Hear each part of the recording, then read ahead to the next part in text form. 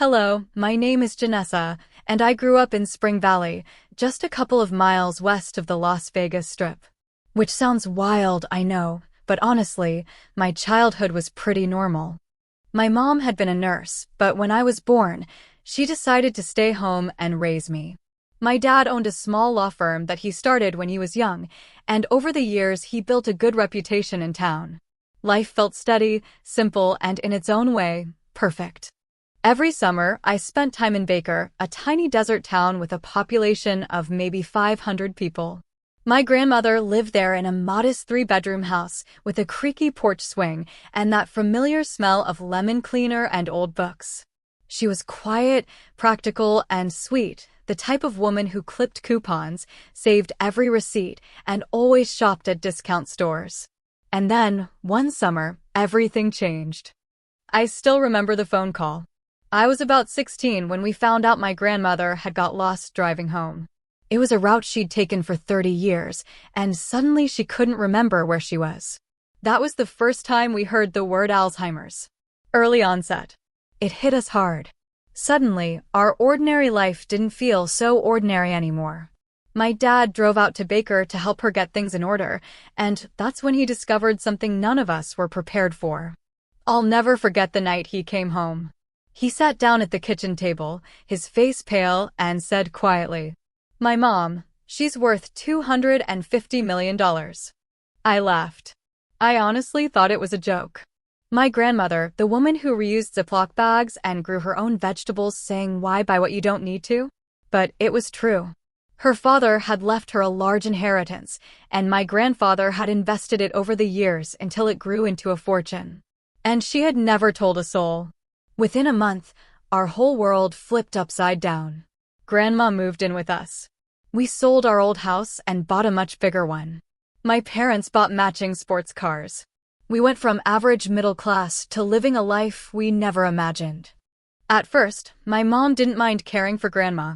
She'd been a nurse, so the routines came naturally: doctor visits, medications, helping her through the little lapses. She brushed Grandma's hair in the mornings and told her stories when the confusion set in. For a while, there was even a kind of tenderness in it. But over time, things started to shift. Slowly at first. A sigh when Grandma asked the same question too many times. A sharper tone when she spilled a cup of tea. Little cracks that spread quietly through the house.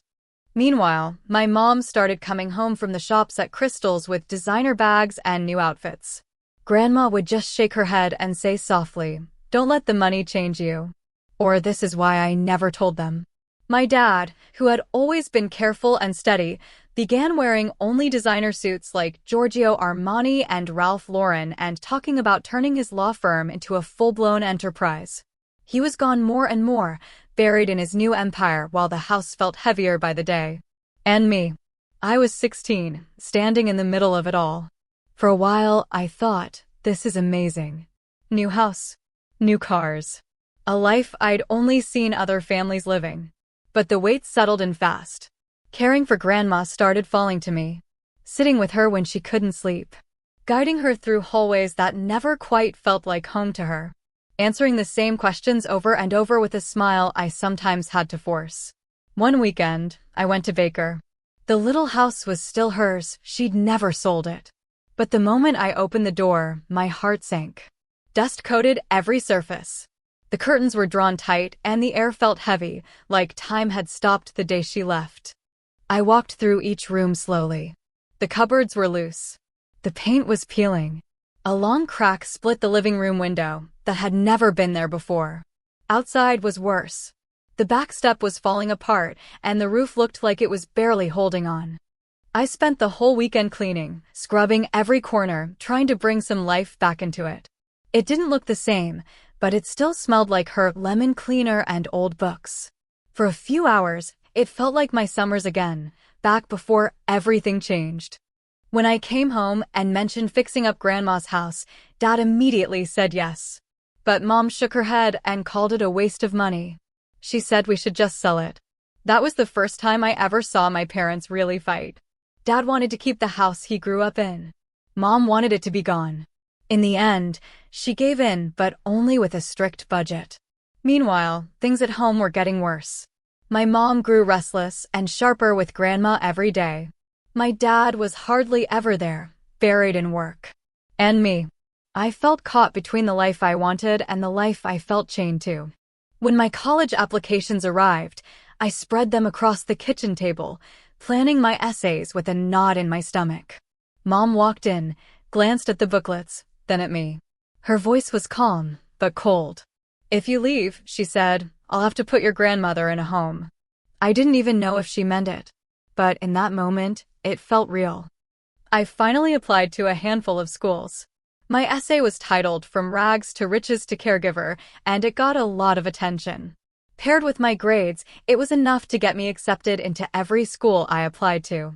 The day the letters came, I walked into the house and found my dad sitting at the kitchen table with 3 envelopes laid out in front of him: Harvard, Stanford, and UCLA. He was beaming. I hadn't seen him look that proud in a long time. But when I mentioned Grandma and said I didn't want her to end up in a home, his smile faded into confusion. "Why would you think that?" he asked, genuinely shocked. Before I could answer, my mom spoke up from across the room.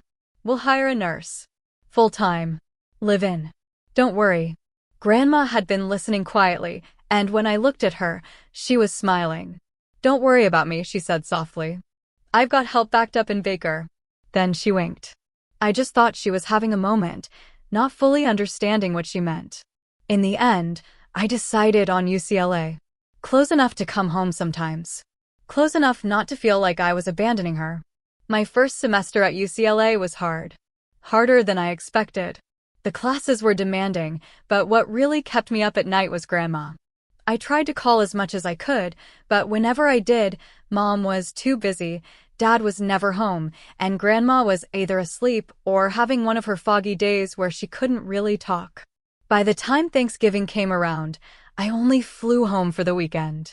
I needed the extra time to study. It was over dinner that I found out Grandma had gone through 6 caregivers since I left. 6. Mom said none of them worked out. According to her, a couple had stolen things, and 2 of them had actually been abusive toward Grandma. I was shocked, my stomach twisting as she said it. But Mom's voice was so firm, so certain, that I believed her. At the time, I told myself she was just protecting Grandma, doing what had to be done.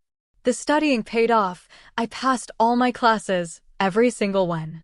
By the time finals were over, I was exhausted but proud. And more than anything, I couldn't wait to get home for Christmas. Mom called a few days before break and told me they'd finally found a nurse who was working out perfectly. "She's a godsend," Mom said. "She takes care of everything, and Grandma loves her." The nurse's English wasn't great, but since Dad, Grandma, and I were all fluent in Spanish, Mom laughed and said, "Hey, maybe this is my chance to practice." It made me feel lighter, hearing that. For the first time since I'd left for school, I felt like maybe things were okay at home. We made plans. I'd spend a few more days with my new friends at UCLA, fly back on the 22nd, and stay until it was time to return for the spring semester. But as the days ticked by, campus emptied. Dorm rooms went dark one by one. My friends left early, heading home to families waiting with open arms, and the halls got quieter. I remember sitting on my bed one night, staring at my half-packed suitcase and feeling this ache in my chest. I missed them. I missed Grandma's laugh, Dad's steady voice, even Mom's fussing over everything. And the thought of Grandma with a new nurse, someone else sitting with her in the mornings, made me want to be there even more. So, on a whim, I booked a flight for the 20th instead. I didn't tell anyone.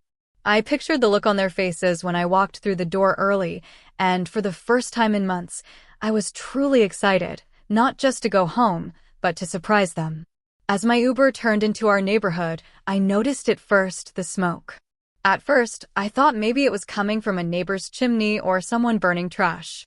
But as we got closer, my chest tightened. The smoke wasn't in the distance. It was coming from our street.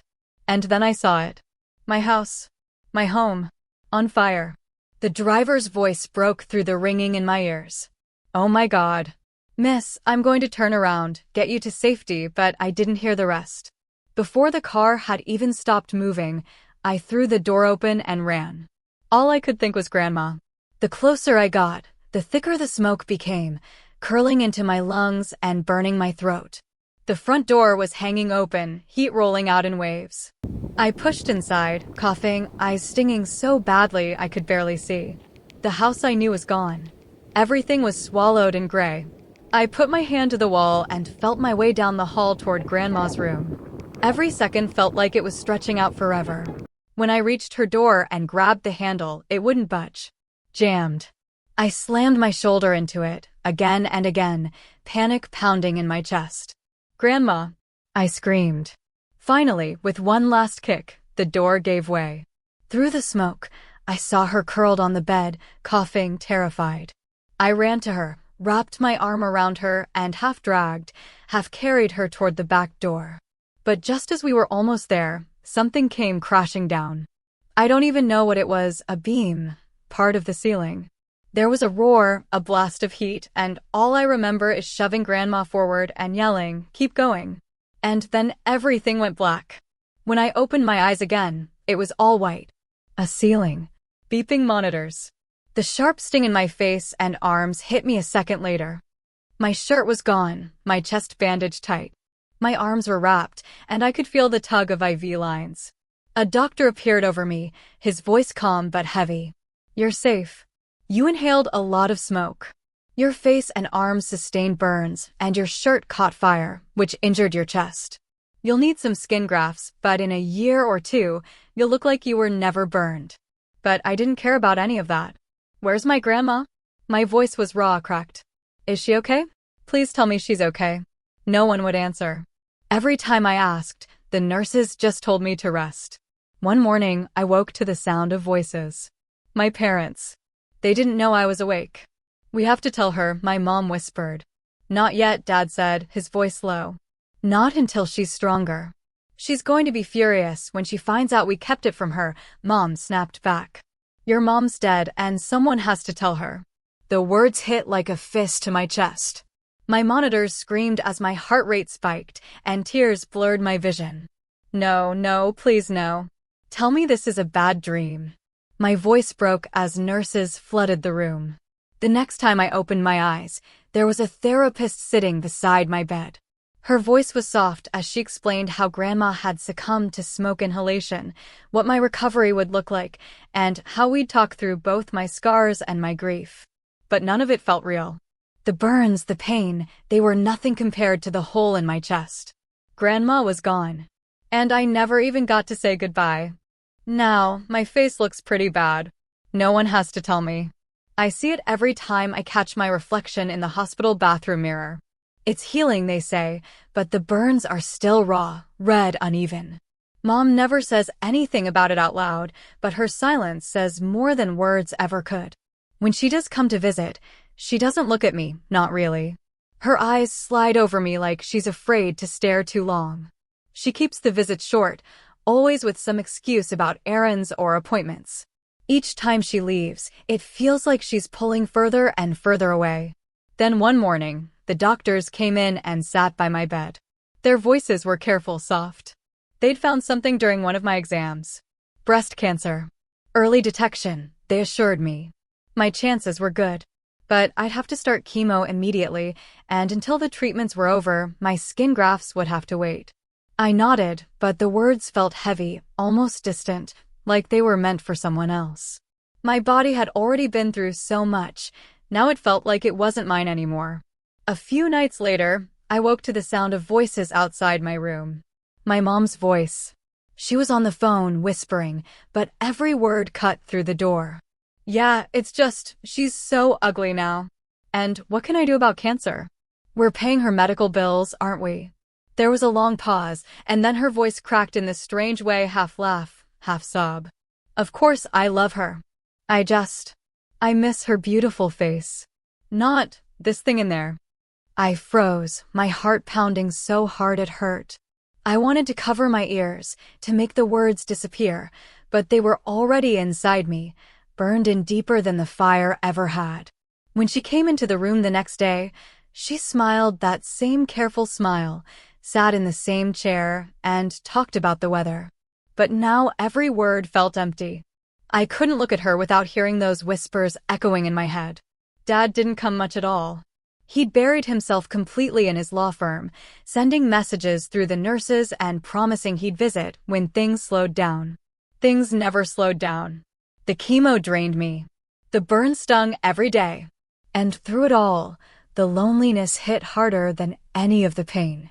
UCLA granted me a medical leave of absence, told me my spot would be waiting when I was ready. But lying there in that bed, with my mother's words circling in my head and the smell of smoke still clinging to my skin, I couldn't imagine going back to anything. Not school. Not home. Not the life I used to have. 3 months after the fire, the doctors finally said the words I'd been waiting to hear: "You can go home." Mom insisted on hiring a private nurse to help me recover. I didn't argue. Deep down, I knew she wasn't going to be the one taking care of me anyway. When I arrived, it wasn't the home I remembered. Somewhere in the chaos of the last 3 months, my parents had bought another house, an even bigger one. It made no sense. It would just be the two of them now. Mom smiled too brightly as she explained it. "I host a lot of events for your father's firm. We needed more space." I stared at her, trying to recognize the woman standing in front of me. She looked like my mother, but there was something different in her voice, her posture. A society woman I didn't know had replaced her somewhere along the way. I didn't have the energy to ask questions. I was so tired that all I wanted was to lie down and forget the world for a while. They'd put me in a room on the first floor with a connecting door to my nurse's room. Her name was Amada, and from the first moment I met her, I knew she was exactly what I needed. Gentle, patient, and warm in a way I hadn't felt in months. For the first week, it was just me and Amada. She kept the curtains open so sunlight would fill the room. She'd braid my hair carefully so it wouldn't tug against my tender skin. She'd hum softly when the pain was bad, her voice calm and steady, grounding me. She was a good soul. A good presence. With Amada's care, I started to feel a little stronger. One night, I told her I wanted to try going downstairs for dinner. She smiled and helped me into something comfortable, guiding me carefully down the hall. When I stepped into the dining room, Mom looked up from the table and gasped. The sound was sharp and unfiltered, and it cut right through me. She scrambled to cover it, quickly putting her spoon to her lips. "Oh, the soup burned my mouth," she said with a little laugh. But I'd seen her. The spoon hadn't even touched her. We sat there in an awkward silence for a moment. I reached for my napkin, trying to ignore the knot twisting in my stomach. Then, without warning, she reached down, picked up her phone, and said far too quickly, "Oh, I've got to take this." The room was silent. The phone hadn't rung. It hadn't buzzed.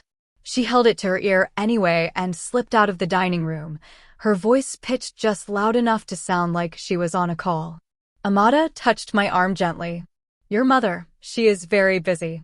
So much on her mind." I wanted to believe her. I needed to believe her.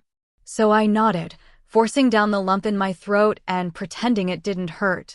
After dinner, craving some piece of normalcy, I wandered through the endless halls of the new house until I stumbled into a massive room with floor-to-ceiling windows.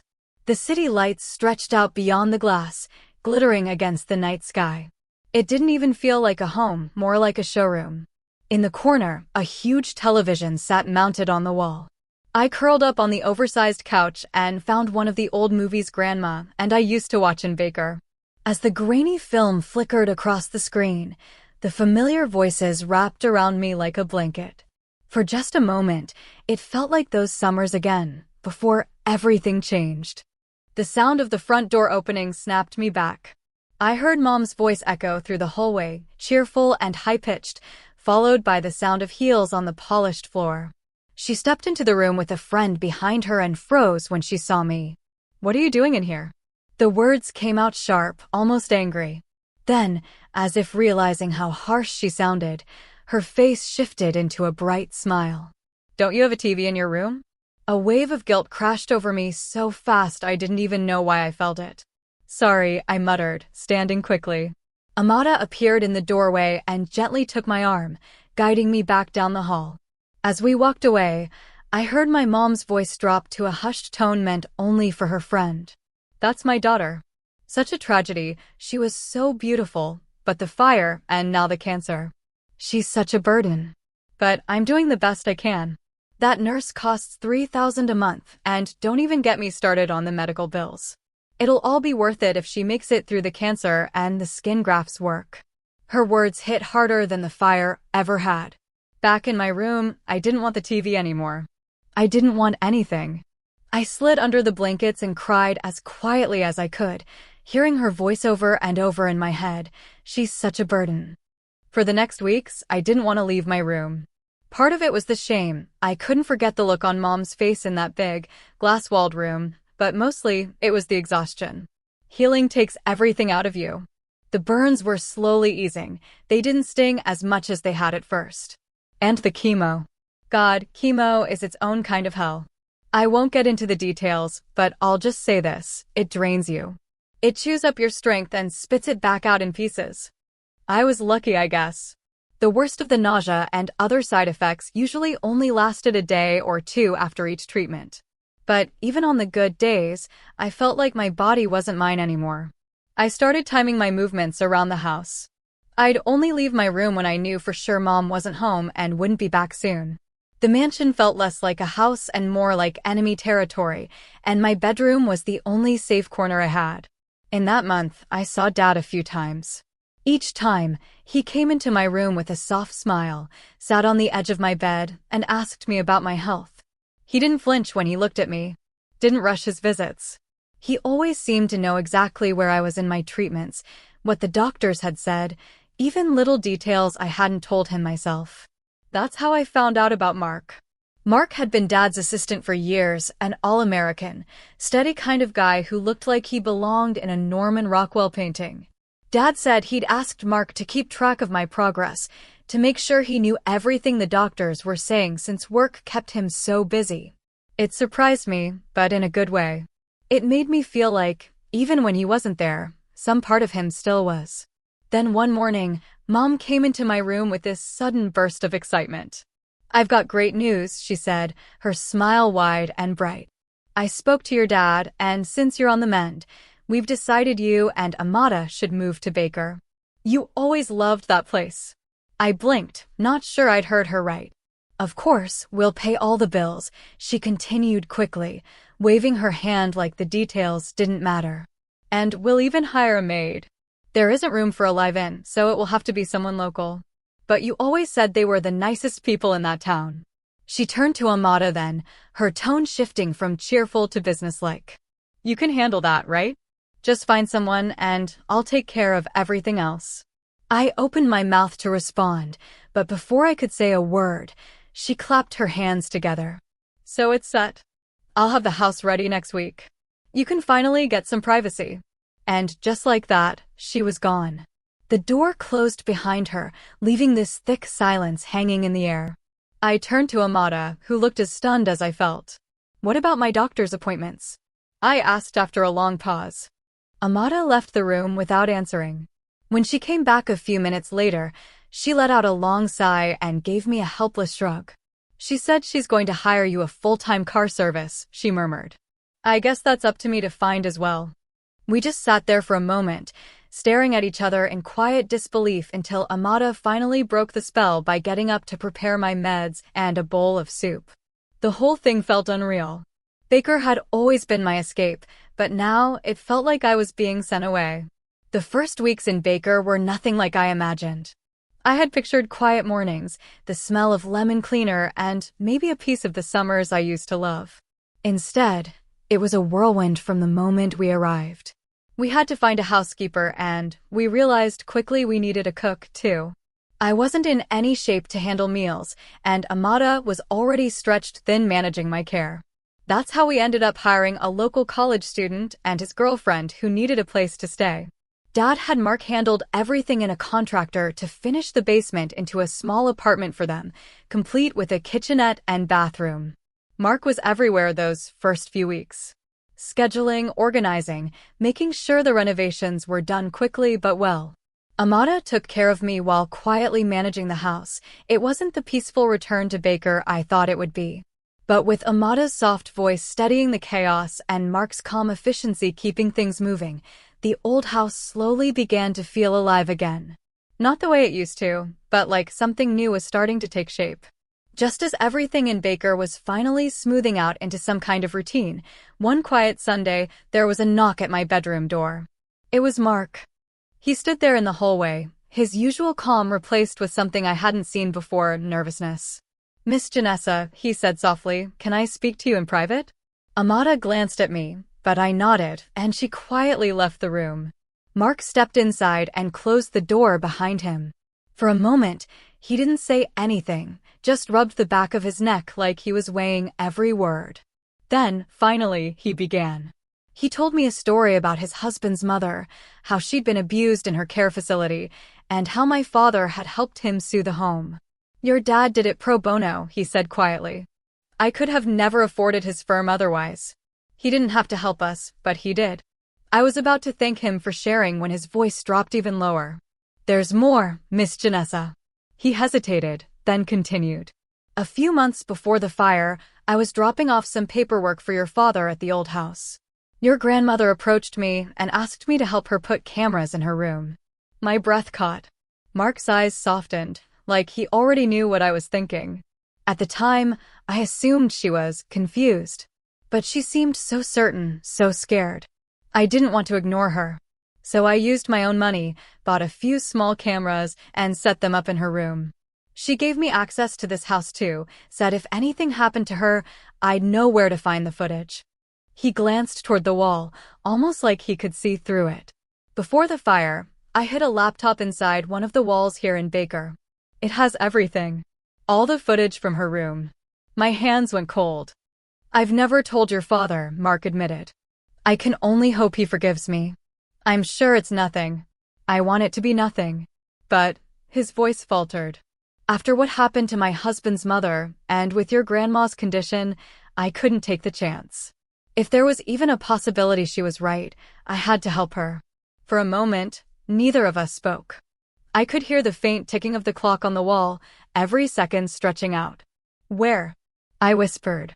He gave me a sad, almost apologetic smile. "Behind the paneling in the hallway closet. You'll know it when you see it." My voice was barely a whisper when I said, "Help me get it." Mark didn't hesitate. We went to the hallway closet, and with steady hands, he ran his fingers along the paneling until he found the hidden seam. The section of wall gave way, and behind it was a slim, dust-covered laptop wrapped carefully in a towel. We carried it back to my room. Mark plugged it in, his fingers shaking slightly as he powered it on. The screen glowed to life, and he opened the folder labeled Room 1. The first video played, and within seconds, the blood drained from my body. There, in full, crystal-clear 4K, was my mother. Her voice was a weapon. "You stupid old bitch. Why is your brain so broken?" The sound of her hand connecting with Grandma's face was sickening. Another time she yanked Grandma's arm so violently that she cried out, her frail body jerking under the force. Clip after clip, it went on. Her shouting. Her towering over Grandma like a predator. I wanted to look away, but I couldn't. Then came footage of the nurses. One of them, young, nervous-looking, stood in the doorway, her voice sharp but steady. "You can't treat her like that. I'm reporting this." Mom's response was chilling. "Oh, really? So why did you hit her?" I felt my stomach twist. We'd seen the truth with our own eyes, but there she was, planting the lie as easily as breathing. Another nurse appeared in a different clip, shoving a suitcase into the hallway. "You're insane. I'm not staying in this house another minute. This is abuse." And Mom, calm as ice, followed her with a smile. "And everyone will know you hurt her." I glanced at Mark. His face had gone pale. She set them up," he whispered. And then the last set of clips played. The worst ones. Mom sat on the edge of Grandma's bed, her face hard, her hand gripping a stack of legal papers. Even in the grainy night vision, the name at the top was perfectly clear: Kensington, Rowe, and Bellamy. My breath caught. That was the same firm that had reached out to Dad after the fire. The one that had handled Grandma's updated will, the one that split everything to Mom and Dad and a handful of newly purchased properties to Mom. Properties that hadn't existed until after Grandma's diagnosis. Grandma's voice was barely a whisper. I'm hungry, please. Mom shook the papers, her voice sharp. You don't eat until you sign these. Mark's hand was gripping the arm of the chair now, knuckles white. Your father has to see this. Oh my God. Janessa, this changes everything. I couldn't answer. My heart was pounding so loudly it drowned everything else out. There was no sign of the wonderful nurse Mom had bragged about. No gentle Spanish words, no kind hands, no one protecting Grandma. Just my mother. Every lie, every story, every excuse. And now, the truth. I sat there staring at the screen until my eyes blurred. Mark reached over, his hand steady on mine. We need to take this to your father. Tonight. But my voice came out quiet, shaking. Give me 1 week. He looked at me like he wanted to argue, but I held his gaze. Mark, please. I don't know how yet, but justice will be served. I swear to you. After a long pause, he nodded. 1 week. The next day I went into town with Amada for groceries, the dusty streets of Baker pulling memories out of me with every step. Inside the little store, it started happening almost immediately. People stopped me, their faces brightening as soon as they recognized me. Are you Minnie's granddaughter? One woman asked, her voice warm as she reached for my hand. Yes, I said softly. Oh, honey. She was so proud of you. Always talking about you in the summers. Another man at the counter laughed as he chimed in. You were the one who used to set up lemonade stands with her, right? She told that story every year. It kept happening one after another.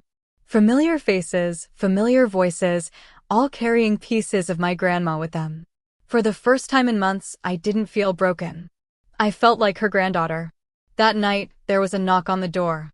When I opened it, a well-dressed man stood there, late 20s, with a calm, professional smile. Miss Janessa, he asked politely. Yes, my name is Jonathan Reeves. I'm with Reeves, Latham, and Cole.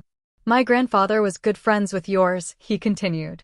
Your grandmother hired our firm years ago to serve as the executor of her estate. I was sent to check on you and make sure everything regarding her will was being handled correctly. Since we never heard from anyone in your family. For a second, the room tilted. Reeves, Latham, and Cole. Not Kensington, Rowe, and Bellamy, the name on the papers Mom had shoved in Grandma's hands. I stood there in the doorway, my mind spinning. Jonathan's words barely registered because all I could see in my head was the footage, my mother, holding those papers with Kensington, Rowe, and Bellamy stamped across the top. Behind me, Amada stiffened. Mark's voice echoed in my head. This changes everything. I forced myself to meet Jonathan's eyes, even as my heart pounded. If he was telling the truth, then what Mom had done went beyond cruelty. It was fraud. Mr. Reeves, I said carefully, my voice steadier than I felt, would it be possible for me and my lawyer to come to your office tomorrow? To go over everything. His brows pulled together slightly, confused by the request, but he nodded. Of course. Whatever you need. I'll make myself available first thing. Thank you, I whispered, forcing a polite smile as he excused himself. The second the door closed, I grabbed my phone and called Mark. I have a problem, I said the moment he answered. He was silent for a beat. What happened? I told him about Jonathan Reeves, the name of his firm, and how he said Grandma's will had been made through them, not Kensington, Rowe, and Bellamy. Mark, will you come with me tomorrow? Help me figure this out.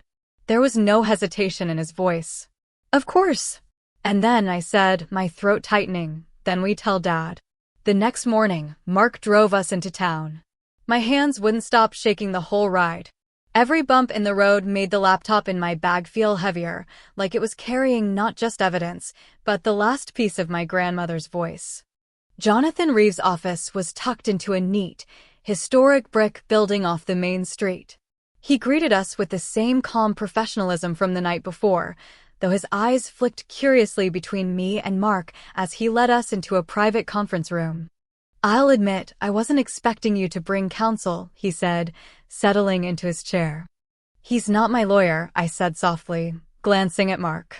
He's family. Jonathan nodded once, folding his hands. All right. What is it you wanted to discuss? Mark slid the laptop onto the table and opened it.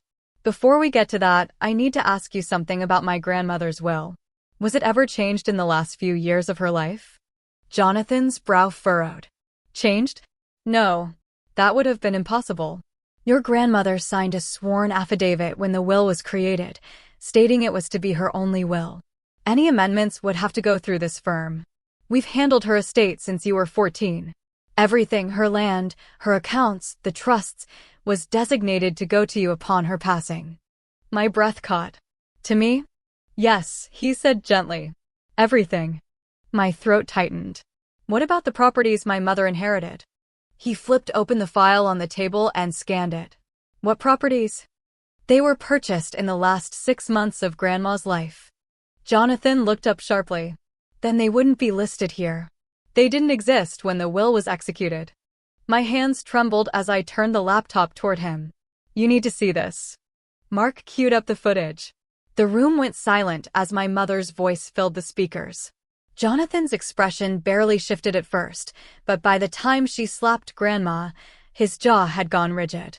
When the clip of the papers came on screen, the name Kensington, Rowe and Bellamy clear as day, he leaned forward, pausing the video. Where did you get this? His voice was sharp now. Mark didn't flinch. Your client set it up herself. She designated me as the legacy contact on this device. I'm the only one with the login credentials. Legally, this is her property, and by extension, her heirs. Jonathan sat back slowly, exhaling like he was holding the weight of what we'd just handed him. Then you have every legal right to this footage. He looked at me, his expression softening, but his voice firm. Janessa, this isn't just abuse. If what's on those papers is what I think it is, this is fraud. Your mother may have fabricated an entirely new will. Hearing him say it out loud made my stomach turn. It wasn't just a suspicion anymore. It was fact.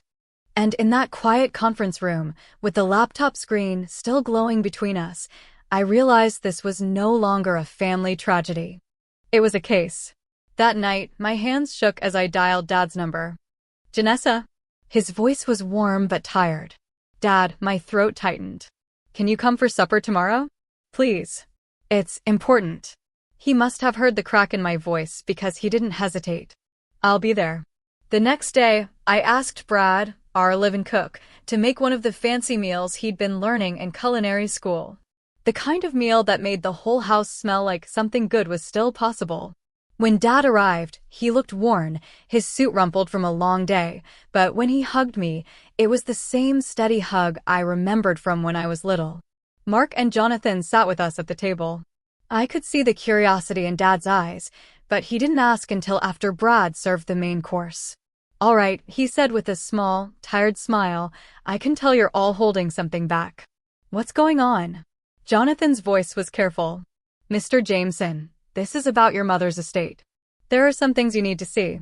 But first, we need to explain. Over dinner, we laid it all out. About the will, the affidavit, the fact that Grandma had sworn any changes would have to go through Jonathan's firm, the one that had drafted the original documents when I was 14, leaving everything to me. Dad leaned back slowly, rubbing his forehead. I was surprised when your mom told me she'd switched law firms. She said your grandmother wanted to update everything with the new properties and, his voice faltered. I was so grief-stricken, I didn't question it. I trusted her. Mark's voice was quiet but steady as he began to tell Dad the story of Grandma pulling him aside, begging him to set up cameras in her room. He explained the hidden laptop, the footage, everything. By the time we moved into the living room, my chest felt tight. I hooked the laptop to the TV and took a shaky breath. Dad, you need to see this. The screen flickered to life. There was Mom, waving papers in Grandma's face while Grandma's frail voice begged softly, please. I'm so hungry, and Mom saying sign here and you can eat. Dad's hand gripped the arm of the chair. Then came the clips of the abuse. Mom's voice, sharp and cruel. The slap. The yank of Grandma's arm. The lies to the nurses. The footage of her slipping jewelry into their purses. Dad didn't say a word the entire time. But when the screen finally went black, I turned to look at him and saw tears streaming silently down his face. His voice was broken when it finally came. But how could she? He wiped his face with shaking hands. And then, in the next breath, I saw it. The lawyer settling into his bones. His shoulders straightened, his jaw tightened. Jonathan leaned forward, voice calm but firm. We have everything we need to move forward. We just have to be smart. Dad nodded slowly, his eyes still glassy, but his voice steady now. Then he went pale, his eyes going distant like something was unlocking in his memory. Oh my God, he whispered. I put cameras outside your grandmother's room. Your mom said the nurses were hurting her and stealing from her. I forgot all about them after the fire.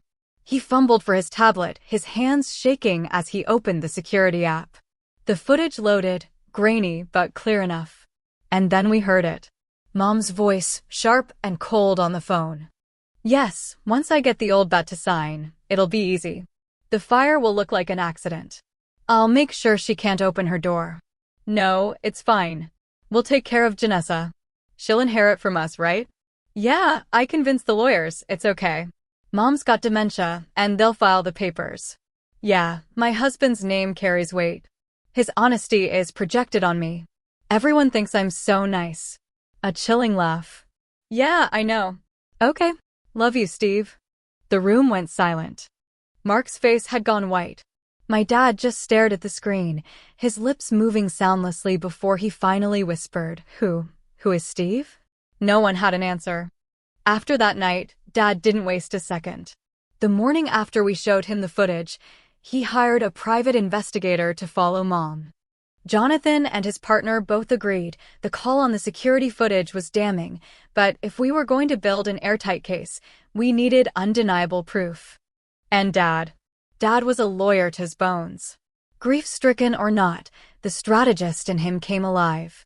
Within 2 days, he personally arranged a meeting with Kensington, Rowe, and Bellamy. He wanted one answer: when had his mother supposedly set up her will with them? Had they ever even met his mother? Because if they hadn't, everything Mom had built would collapse. 2 days later, Dad walked into Kensington, Rowe, and Bellamy with Jonathan and Mark by his side. The senior partner greeted them warmly, shaking Dad's hand. Mr. Jameson, we're glad you reached out. And we were happy to help your wife when she came in. I know how hard it is when a loved one has Alzheimer's. Dad's joy tightened. Help my wife? The man nodded. Yes. When she explained everything, we were glad to assist. She said she'd been trying to get your mother to come down herself, but the week before she came in, your mother took a turn. She brought us the notarized will, and we filed it immediately. Everything seemed in order. Jonathan leaned forward, his voice calm but firm. Did you verify the notary? Did you speak to the witnesses? Dad reached into his case, set the laptop on the table, and opened the file. Watch this, he said quietly. The room went silent as the video played. Mom's voice filled the air, cold and sharp. You don't eat until you sign these. Grandma's frail voice followed. Please. I'm hungry. The attorney's face drained of color. Oh my God. Jonathan leaned forward, his voice calm but like steel. You see now. The will you filed was obtained under duress. And we have every second of it on video. The partner sat back, shaken. Mr. Jameson, there's something you need to know. He turned his monitor toward them and opened a secure file. Every meeting in this building is recorded and archived for 5 years. It's written into the retainer agreement your wife signed. A video window opened, and there was my mother, calm, composed, smiling as she spun slightly in her chair. The camera caught the Kensington plaque on the wall and the sign on the door. Everything in this room is recorded and stored for 5 years. Jonathan leaned in. You have proof she's the one who brought it in. The partner nodded, his voice grim. Every second. We'll cooperate in any way you need. I swear to you, we believed we were doing the right thing. Dad stared at the screen for a long moment, then slowly closed the laptop. His face was unreadable, but the weight of the evidence had shifted the air in the room. There was no going back now. The next morning, the living room in Baker felt less like a home and more like a war room. Dad sat at the head of the table, Jonathan beside him, his laptop open with files already spread across the screen. Mark sat to my right, And next to him was his husband, Daniel, a quiet, steady man with kind eyes who brought a calmness to the room we all desperately needed. Dad's voice was steady, cold in a way I'd never heard before. With the footage, the faked will, and the fire, the DA won't just have abuse and fraud. They'll have arson. His eyes met Jonathan's. And second-degree murder. The words hit like a weight dropping into the center of the table. Jonathan didn't flinch. His jaw tightened as he nodded slowly. It's exactly what this is. I felt my hands trembling in my lap. Jonathan glanced at me briefly, not long enough to be obvious, just enough that I caught the flicker of reassurance in his eyes. Something quiet passed between us, a kind of understanding that made it just a little easier to breathe. Daniel reached over and put his hand over Mark's. "You did the right thing," he said softly. "You saved her voice when she couldn't speak for herself." Mark's throat worked as he nodded, his usual calm breaking for just a second. Dad exhaled, rubbing his temples. "We build the case. No leaks. No warning. We hand the DA everything in one package they can't ignore. This doesn't just take her down, it buries her." Jonathan's voice was calm but firm. "I'll file the injunction to freeze the estate. That keeps her from touching a dime while we move." Dad nodded, then leaned back, his expression dark. "The PI called this morning. He found out who Steve is." The room went still. Dad's voice was low, tight. "He's 24. Gorgeous. Met your mother at the gym. She's been spoiling him with gifts, expensive ones. And yes, they're sleeping together." The air left my lungs. Dad's eyes shifted to me, his voice dropping even lower. "Here's the twist. He's engaged. To a 22-year-old model." Mark swore under his breath. Jonathan sat back, expression unreadable, but I caught the flicker of something in his eyes, a mix of disgust and quiet anger. I wrapped my arms around myself, the weight of it pressing in from every side. Mom's betrayal was so much bigger, so much uglier than I'd let myself imagine. Jonathan looked at me again, his voice softer this time. "You hold on, Janessa. When this is over, you get your life back. Everything she tried to take, you get it all back." And in that moment, for the first time since the fire, I felt the faintest spark of something I hadn't let myself feel in months. Hope. The next year moved like a storm. Mom insisted she was innocent from the start, screaming to anyone who would listen that all the footage was doctored. But every piece of evidence we uncovered stacked higher against her: Mark's cameras, the law firm's recordings, the security footage of the house. It was a wall she couldn't climb. The investigation into the properties Mom had inherited from Grandma uncovered even more. The land was bought fraudulently. Grandma may have never even known she owned land at all, but with her diagnosis, the court ruled she wasn't capable of making such purchases. None of the paperwork had Mom's name on it, but the real estate agent didn't hesitate when asked who made the deals. "It was her," he said, pointing to Mom's photo. When the indictment came, it wasn't just for abuse or fraud. It was for arson. And second-degree murder. Dad filed for divorce quietly, his face unreadable when the papers were served. A few months later, he sold the mansion. We moved into a smaller home, a nice one, warm and simple, nothing like the cold expanse of the mansion. It wasn't just a house. It felt like a reset. A place to breathe again.